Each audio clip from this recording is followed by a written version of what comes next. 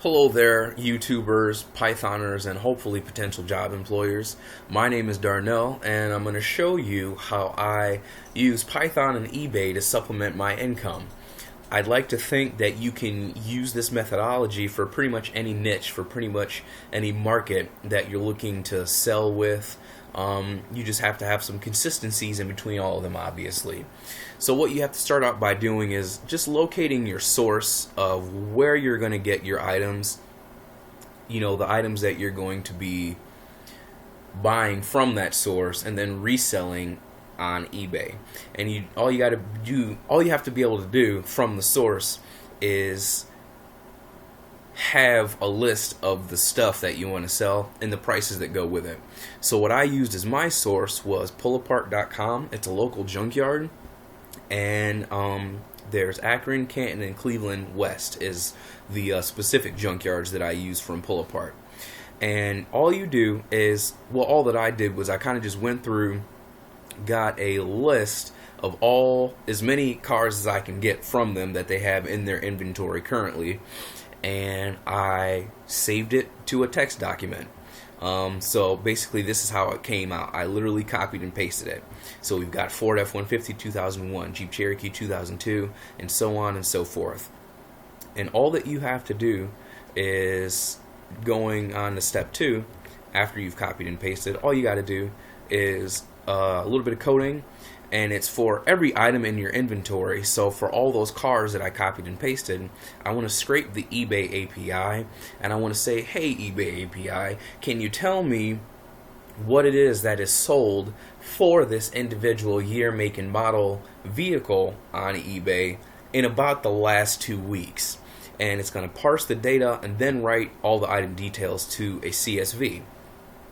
I will show you that. All I'm using is eBay SDK and Beautiful Soup, and then OS, and then I've got everything set up to make it go. Just to look at the code, I guess, just to kind of see if you know anything about Python, to get an idea about what it is that I'm doing.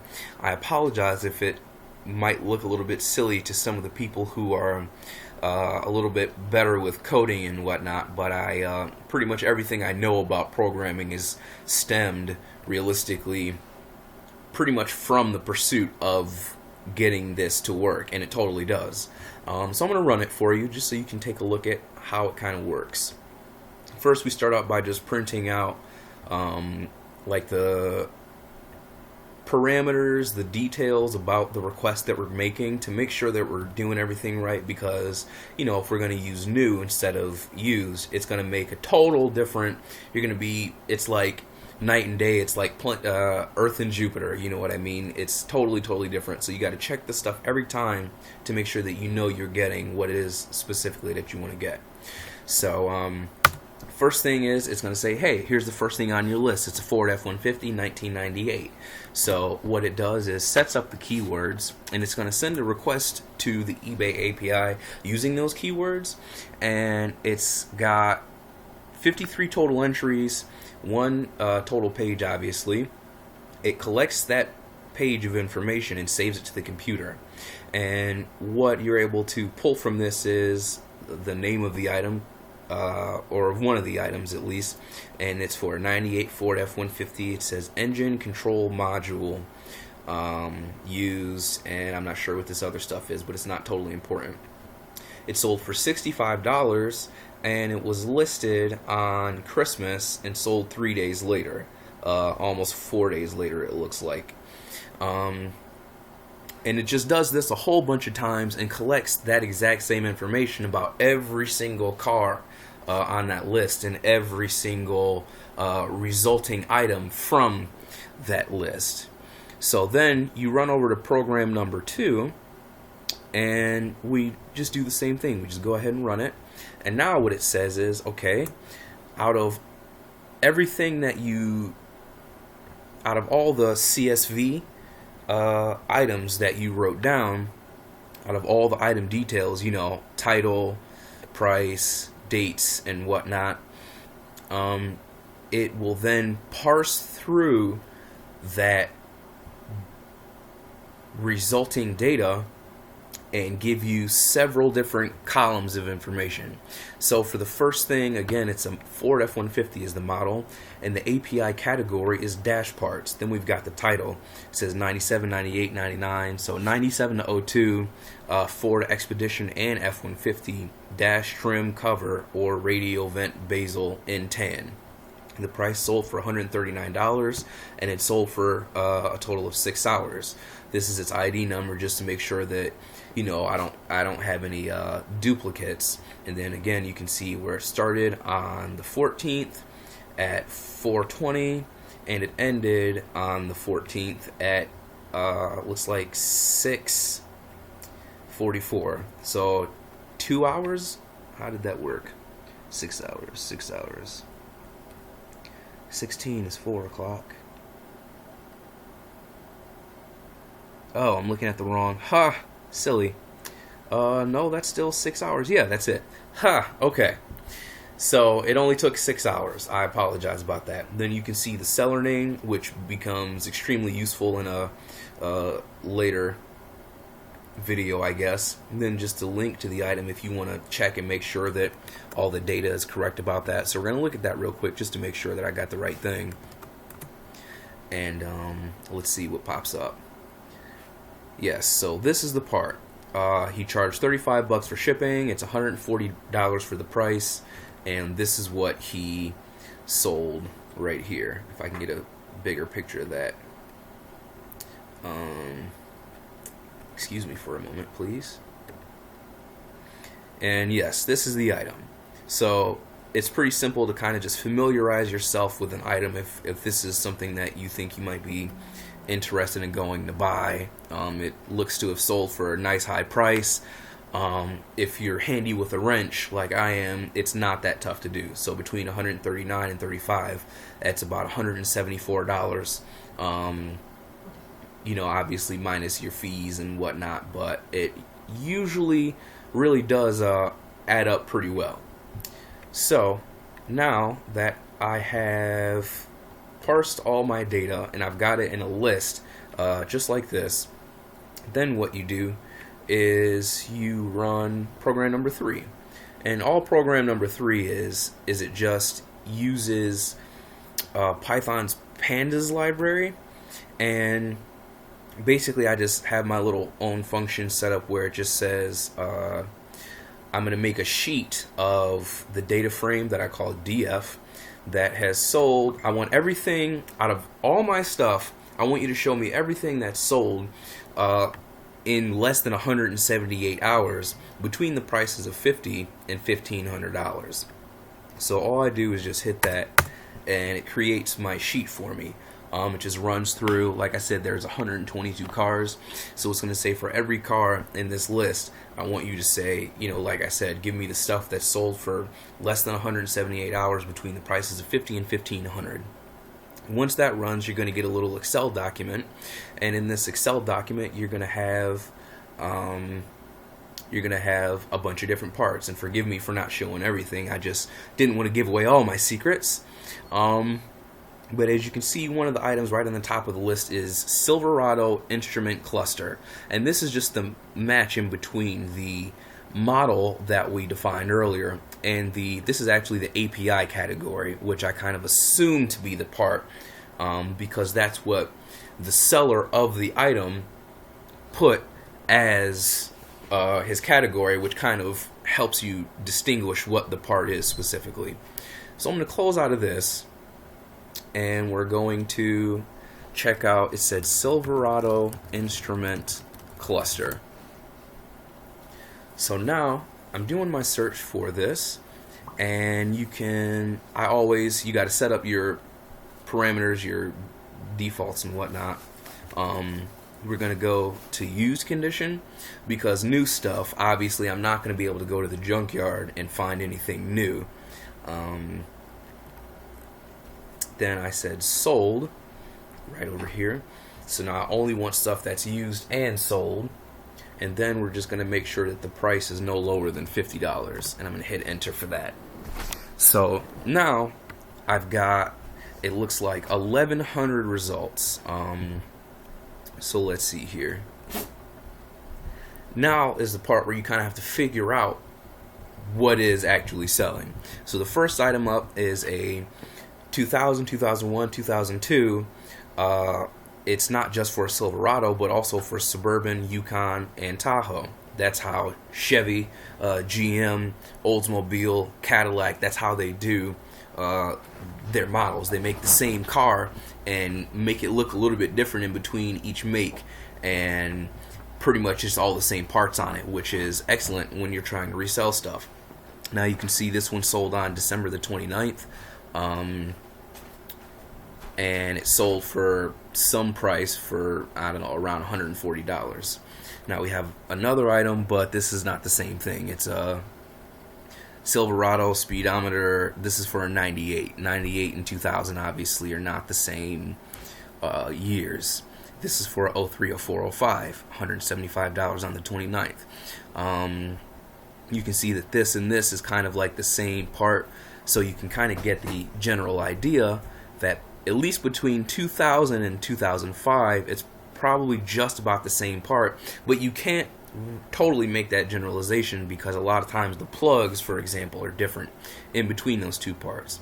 Now we have another 2003 to 2005, but this says up to 2006. You kind of have to rely on the seller to know what years it fits, a lot of times, which they really honestly don't. So you have to really utilize your best judgment and figure it out. It's really not that hard to do. And once again, we have another 99 to 02, which matches this one up here. So I can already see there's two different general speedometers. There's the 99 to 02, then there's the 03 to like 05. This one, though, you can't quite count this one because it's rebuilt, reprogrammed, redone. I want something that I can walk up to the car, pull the old part out, and put the new one, pull the old part out and put it up on the internet. So what we can do to get rid of these ones that are, even though it's used, they're repaired and not what I can do.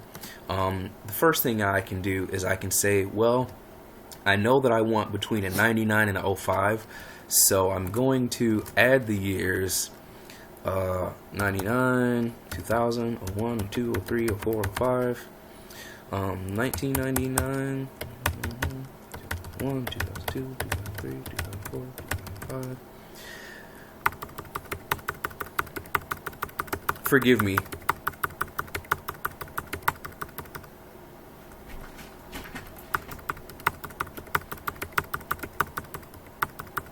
Once I get a better method of getting that going, I'll do it, but I haven't gotten around to it yet is all.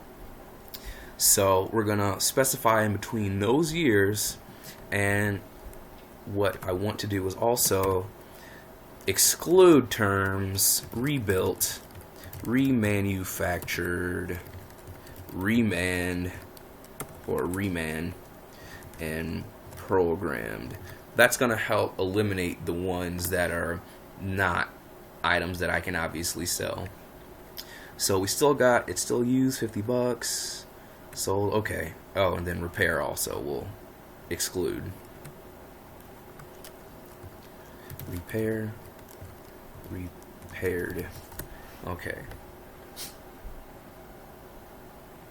And sometimes you just have to re-click the used button on here. So we have 377 results. And so again, first off, we've got the 00 to 02 on top that sold on December the 29th. We've got the 03 to 06 underneath it, same day. Another 9902 is probably almost exactly 9 times out of 10 is exactly the same thing. I mean, you can look at it and tell it's got the same, 1, 2, 3, 4, 5, 6, 7, 8. 1, 2, 3, 4, 5, 6, 7, 8, and then you know what I mean, just little differences like that. So you keep on going. We got another 03 to 05, obviously December 28th, the 28th. I mean, it's really kind of the same part down the list, for the most part, and there seem to be several of these items selling per day. So what I do at this point is I go back to PullUpart, and we're looking for, oh, not to mention also, earlier I said that there was the Silverado and the Suburban, Yukon, Tahoe, etc., etc. So what I do is I made this one, and the same way that I excluded my the terms that I didn't want, the same way that I included the years that I do want, I include the models that I do want, which you can see obviously the difference between 377 results and 569 results. That's the sort of thing that makes an enormous difference. That's the sort of thing that makes a difference between whether or not your part is going to sell for a lot of money and quickly, or not sell at all. So that's extremely important. So again, we've got, a bunch of results. There are several of these things selling every single day. Today's the 29th, so we just haven't got any more yet. So the 28th, 28th, 28th, 28th, 28th, 28th, 28th, 28th. So this is probably one of the parts that if I'm able to locate this, then I ought to be able to sell this part. Also keep in mind that from the very beginning, the list of cars that I used to find this information out is the inventory that came from PullUpArts website, meaning yes, we do have that. So let's go ahead and check and make sure. So we've got, I'm going to go back to this one. And we're going to say it's a Chevy, and they let you pick all the models that you want. So we're going to say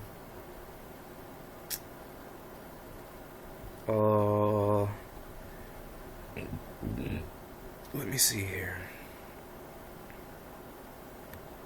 So I don't know how they divide up the details of the Silverado, etc., but when you're going to the website, it's better when you're going to your source website, I guess. In this case, at least, it's better to just go ahead and click everything that says Silverado and then use my best judgment to differentiate between there. I hope I didn't click it.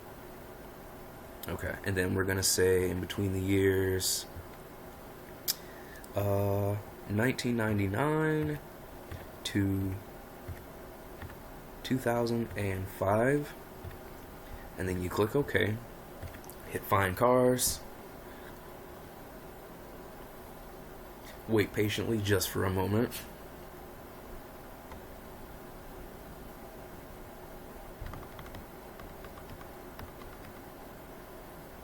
Hopefully it's working. Hopefully I know how to speed these videos up once I get a little bit more experience with them. Okay. Alright. So as you can see, Cleveland West, boom, we got a 03, 01, 02, 03, 03, 99, 99. And the newest one has been here on December the 7th. On down the list, and then it's the same thing with Canton. And this is, remember, this is just the Silverado. This is not the Tahoe, the Sierra, the Escalade, the Suburban, etc., etc., and so on and so forth. And then remember, even better than that, this is just one part for one group of cars out of a list of, potentially hundreds. So there's you almost can't run out of stuff to look for. And that's also what's really good about the program. So you see that they've got a ton of these things for sale, they've got a ton of these different little trucks, this individual truck.